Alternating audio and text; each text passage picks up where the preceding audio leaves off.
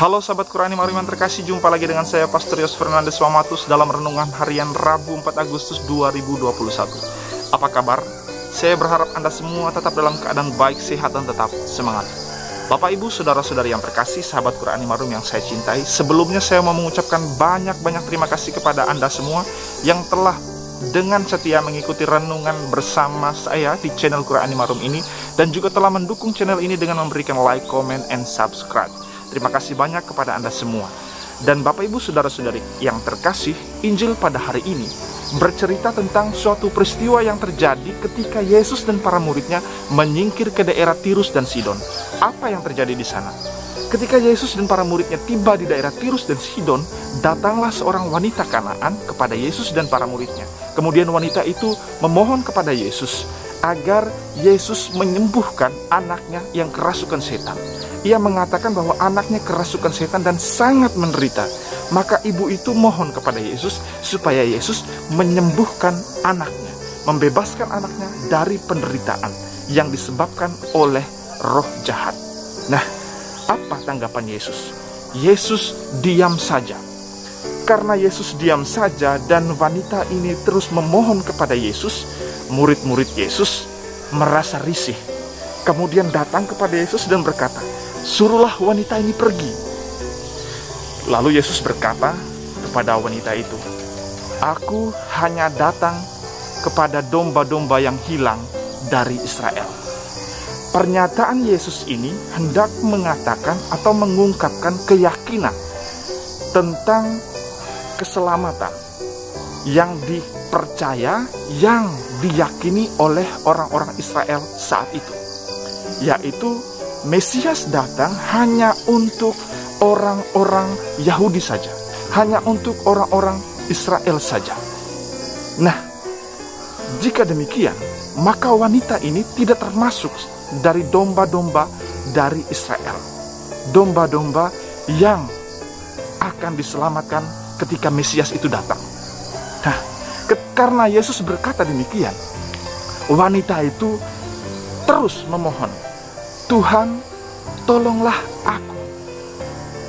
Ia memohon dengan kerendahan hati, "Tuhan, tolonglah aku." Lalu apa jawab Yesus? Yesus berkata, "Tidak baik mengambil roti dari meja dan melemparkannya kepada anjing-anjing." Lalu wanita itu kemudian menjawab pernyataan Yesus dengan suatu jawaban yang luar biasa. Dia berkata, "Tuhan, anjing-anjing pun makan dari remah-remah yang jatuh dari meja tuannya." Ketika Yesus mendengar pernyataan wanita itu, Yesus berkata, "Anakku, imanmu telah menyelamatkan engkau." Nah, karena imannya, maka wanita itu beroleh keselamatan dan anaknya disembuhkan. Jadi karena iman ibunya, anaknya beroleh kesembuhan. Dengan demikian, konsep keselamatan yang mengatakan bahwa ketika Mesias datang hanya untuk menyelamatkan bangsa Yahudi saja, itu menjadi nihil karena apa yang diperbuat oleh Yesus. Yesus menegaskan bahwasannya yang membuat seseorang itu selamat bukan karena rasnya, bukan karena sukunya atau bangsanya. Yang membuat seseorang itu beroleh keselamatan adalah imannya. Bapak, Ibu, Saudara-saudari yang terkasih, wanita ini beriman, maka dia beroleh keselamatan. Maka dia mendapatkan apa yang diimpikan, apa yang diinginkannya. Nah, sekarang kita melihat mengapa wanita itu disebut beriman. Apa itu iman?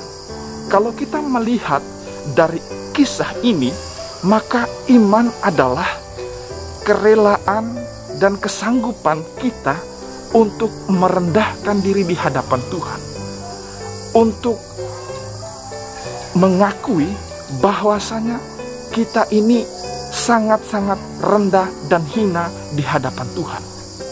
Itulah iman yang pertama.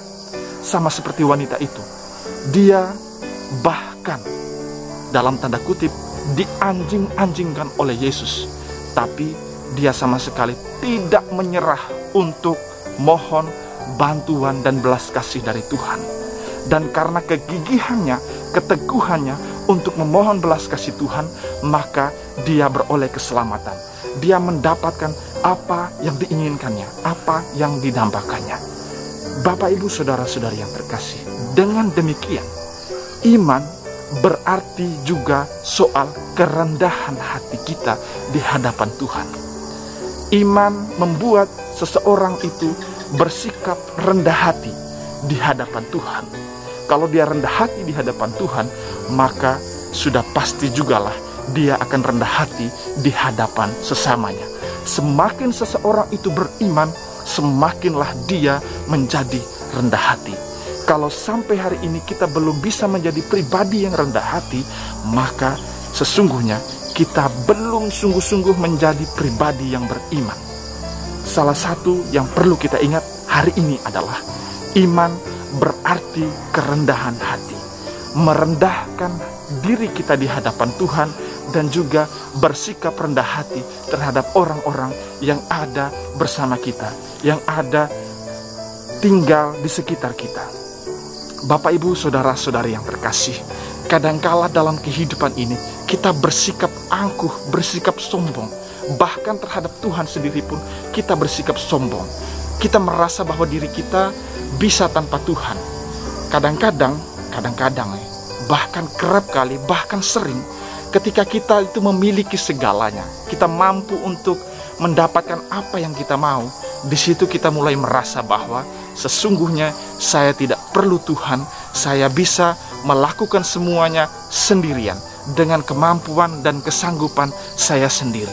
Nah, itu merupakan tanda bahwa semakin kita memiliki, semakin kita mendapatkan apa yang kita inginkan, membuat kita menjadi pribadi yang sombong, tidak rendah hati di hadapan Tuhan.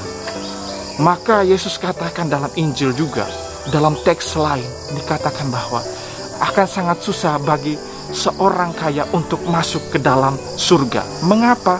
Karena ketika orang itu memiliki segalanya, punya segalanya, dia akan lupa dengan Tuhan. Dan Tuhan juga mengatakan, Yesus mengatakan, berbahagialah orang miskin karena mereka lah empunya kerajaan surga. Mengapa? Karena orang miskin, ketika dia miskin, ketika dia tidak bisa buat apa-apa, dia pasti akan lari kepada Tuhan. Dia akan berlutut di hadapan Tuhan dan berkata, Tuhan, kasihanilah aku. Seperti wanita dalam Injil hari ini yang datang kepada Yesus, menyembah kepada Yesus dan memohon bantuan Tuhan. Mengapa dia melakukan itu? Karena dia tidak bisa buat apa-apa lagi untuk menyelamatkan anaknya yang kerasukan setan dan sangat menderita itu. Dia tidak bisa apa-apa, maka dia dengan rendah hati berlutut di hadapan Tuhan, menyembah Tuhan. Bahkan dia direndahkan, bahkan dia dianjing-anjing pun tak apalah. Yang penting adalah anaknya beroleh kesembuhan. Dan dia yakin bahwa Yesus punya kuasa untuk menyembuhkan itu, anaknya yang kerasukan setan dan sangat menderita itu. Bapak, Ibu, saudara-saudari yang terkasih, semoga semakin hari kita semakin mampu memiliki sikap seperti wanita itu. Mampu untuk menyadari bahwa kita ini sesungguhnya adalah pribadi yang rendah di hadapan Tuhan. Jangan sekali-kali kita menyombongkan diri di hadapan Tuhan.